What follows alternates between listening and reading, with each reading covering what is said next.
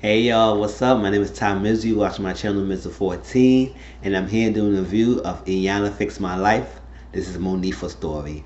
Now, I did this as the season finale, this last episode of the season. I just want to say that I love the whole season, Iyanla Fix My Life so far.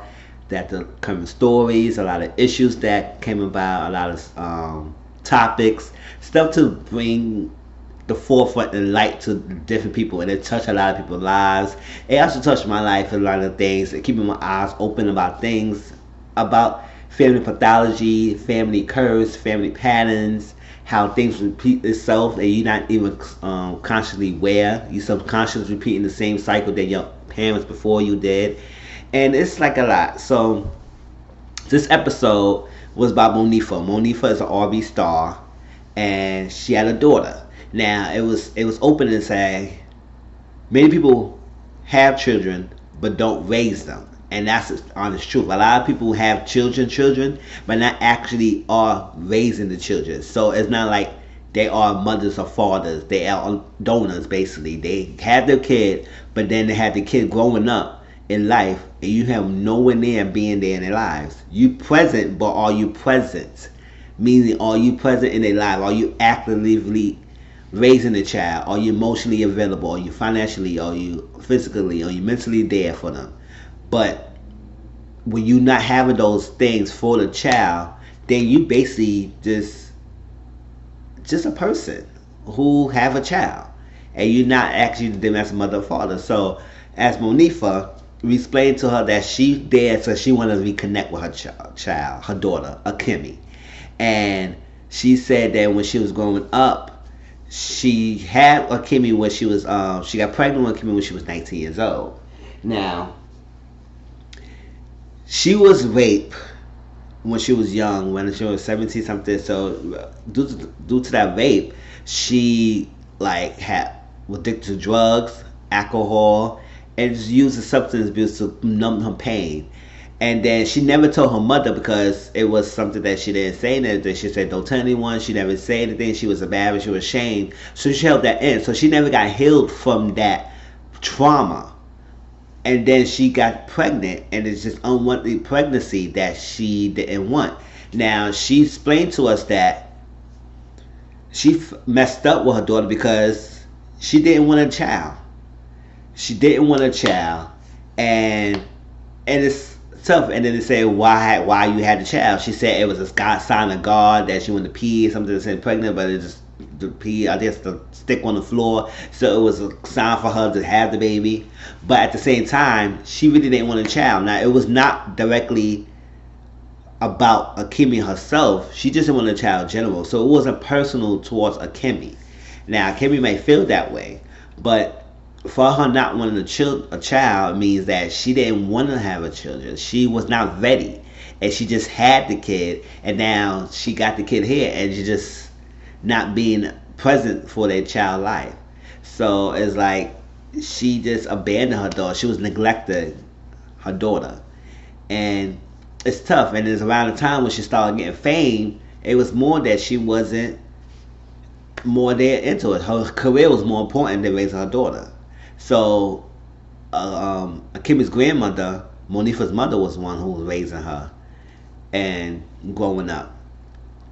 So Monifah wants that thing back. She wants her relationship with her daughter back. She wants to understand and be there, and now accept and be aware. Now, first thing when Iyanla first started talking to Monifah, she was asking her, she said she kind of reluctant to do these type of things with public stars, reality TV stars, because she don't know if they really dare to heal, be open up, be honest to heal in the process, or they just dare to have that publicity and to be the public figure, to be there in the face, to have more of a publicity stunt. That's what she's saying.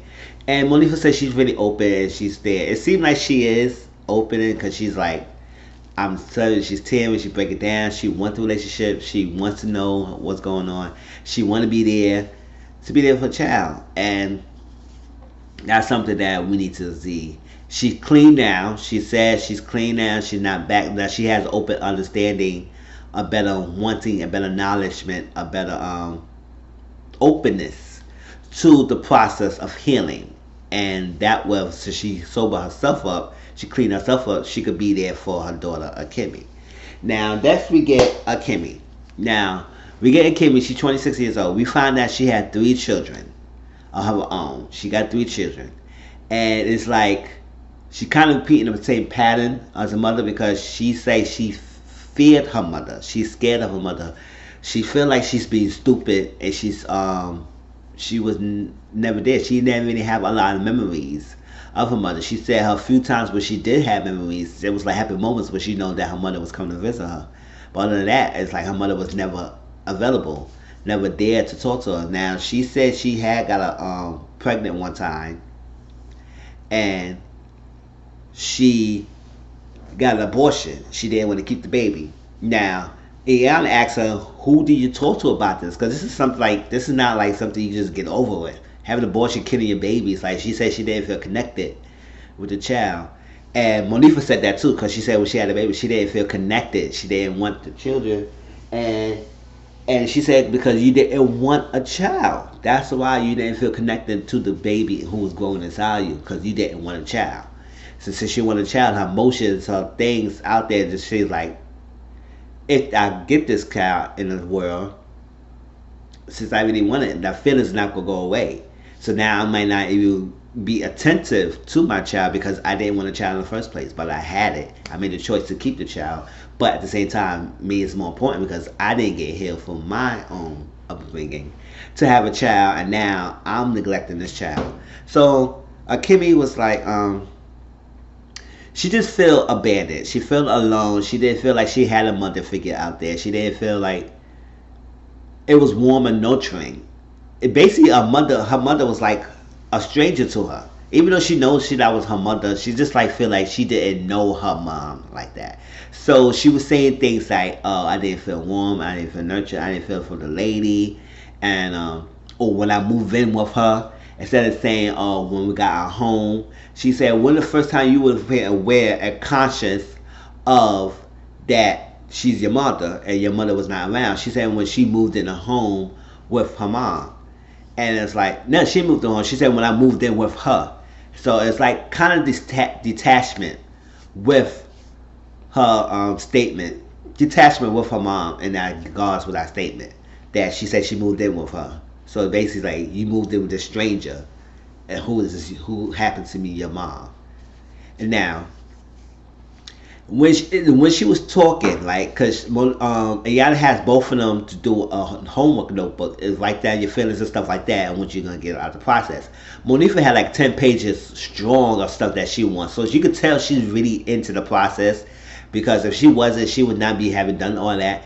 And Kimmy, on the other hand, she only did a page and a half. So she didn't do much. And it seemed like a lot of her answers that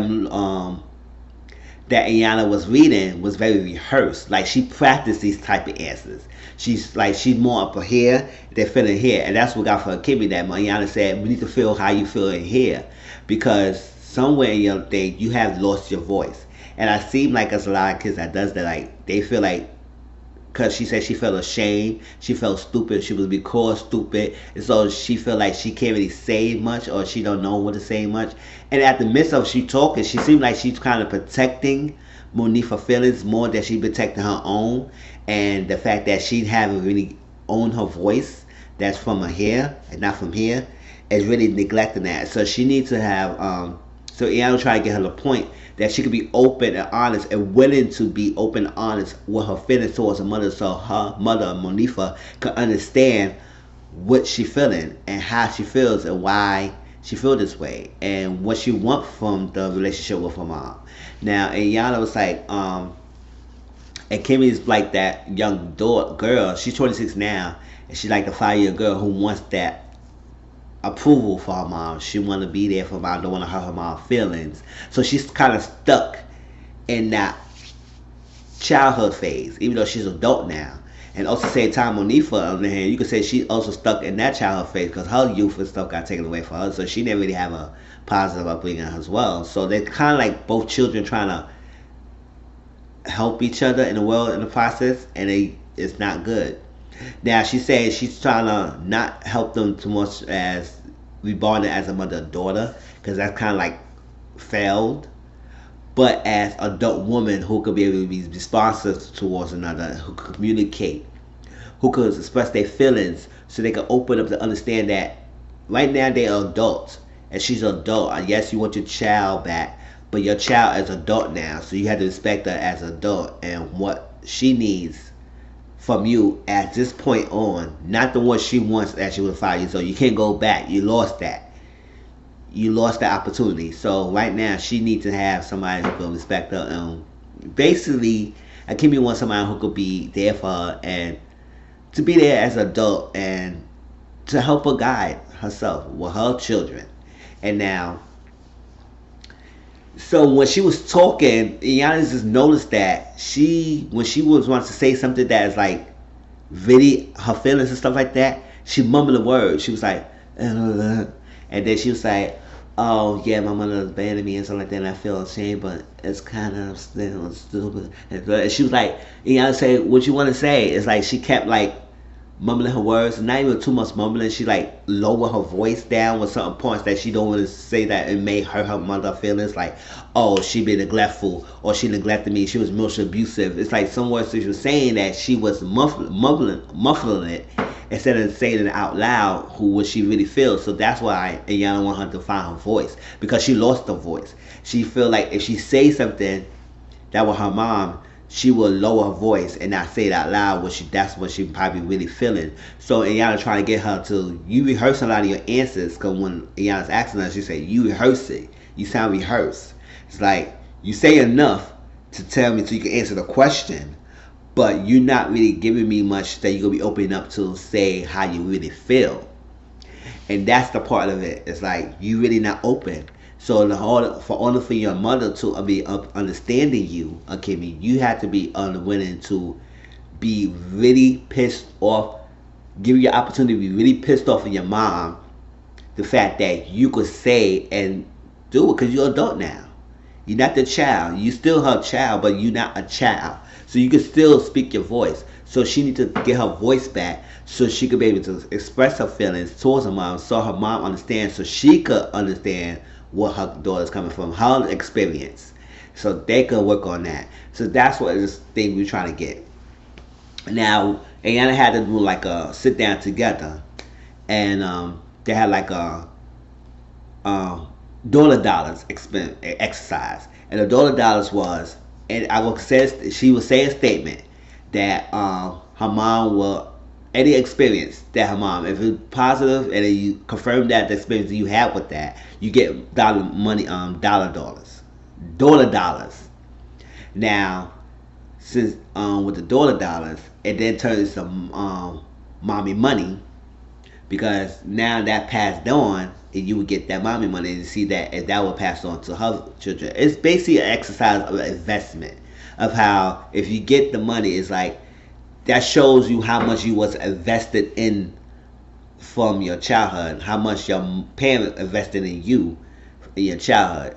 And then also show if you're not getting much of it, that means how much investment you was not getting from your mom. So when it came to the exercise, I think one of the things that Iyanla asked her is that, did your mom sing to you? Monifah said her mom sings to her a lot, so she got a couple of money. And Akemi said she can't really remember any songs that song. Her mom didn't really sing it to her. Now, another thing that she said, did you remember your favorite bedtime story? So like she said she remembered this bedtime story. Her mom, Monifah said she remembered her mom giving her characters of the bedtime story. So she got some couple more money. And as the exercise keep going on, Monifah was getting a lot of money, and Akemi was not getting much. Akemi can only remember the things that one thing that she did remember. She did remember her mom being at her play and stuff like that when she was in school, and she said her mom was there, supportive of everything. She was happy, so she got something from that. But she wasn't getting much. At the end of the day, exercise, Monifah had like about 5,100, as compared to Akemi 1,800. So that's like a big major difference. So you could tell how much that Monifah mama was invested in Monifah, even though her relationship and her experience wasn't all that positive. because she was going through her death of her father. She got raped. She had a pregnant. She didn't want the pregnancy. She had unwanted trauma that is never been healed, and she never healed from that. So she was besides that, she was invested much from her mom, and then she was a little investment towards her own daughter. And now she's saying that the signs that Akemi realized the signs that her mom displayed to her is the same signs she's doing to her three children.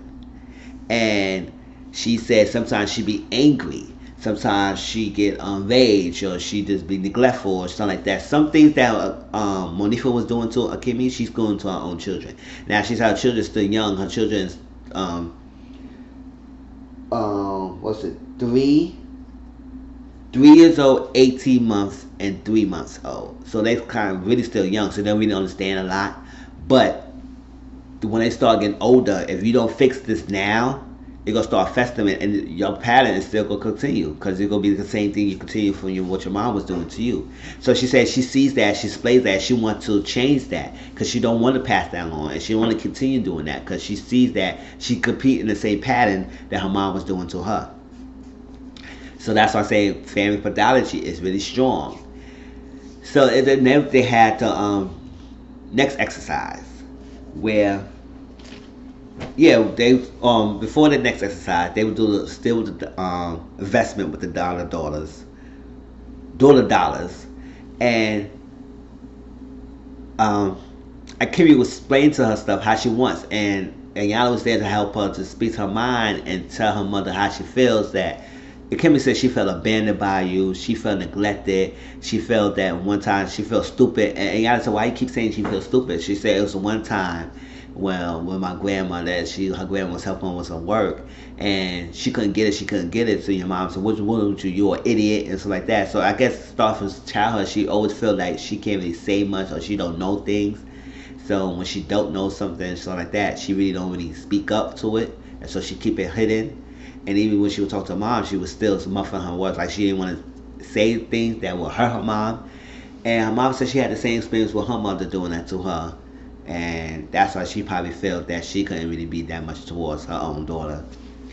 And some of the things that Kimmy was saying, that you was neglecting, I was alone, I didn't feel like I had a mom, I feel like I had no warmth and no nurture for you, I didn't feel like I didn't know who you are, I didn't understand why this is coming from you, that I'm your own daughter, and I didn't get that mom that I needed it. I never had any good experience. I never had a moment experience that I could say that, oh, you was there, or you were attentive, you was not present. And Monifah started breaking down. Now, when she kept crying, she started breaking down, and then she didn't realize her own daughter, Akemi, was crying. And Iyanla was telling Monifah, can you get the tissue to your daughter? She said, I didn't realize she's doing it. She said, you didn't realize she's doing it because you was so blind with your own tears. You didn't see past your tears and see that your daughter's crying and hurting herself. So it was like, so Iyanla was telling Monifah, because she took Akemi away. Oh, before, let me mention that I did mention something that before the exercise with the dollars, Iyanla asked him, did y'all discover anything that happened? Y'all figured things out? Y'all was open? Y'all found things that y'all didn't want to say before, then y'all found out? And Kimmy said that she didn't like that Iyanla threw a notebook in her lap. And she said she felt disrespected. And that's what she went in the rant about, that she felt stupid and idiot. Now, Iyanla said, out of all the things you could have been upset or think about, you thought about that thing throwing my notebook in her lap. Now, I don't think Iyanla did that intentionally. I don't know if she did that, because she said the book that was very rehearsed, why do I need that? And she said you do distraction. Instead of tackling who you really going after, you trying to put it on me, so they'll distract you from telling who you really want to say towards your mom. So I was like, okay. So Iyanla took Akemi to the other room, and she came back and talked to Monifah. She said, she's not opening up to you because you break it down. Now you need to sit in and hear your daughter and let her speak, because she said she feels she's scared of you. She said her biggest fear is she's scared of you. She in fear of you. And since she's scared of you, she feel like she can't say nothing to you. So if you break it down, it shuts her down, so she won't say what she really want to say to you.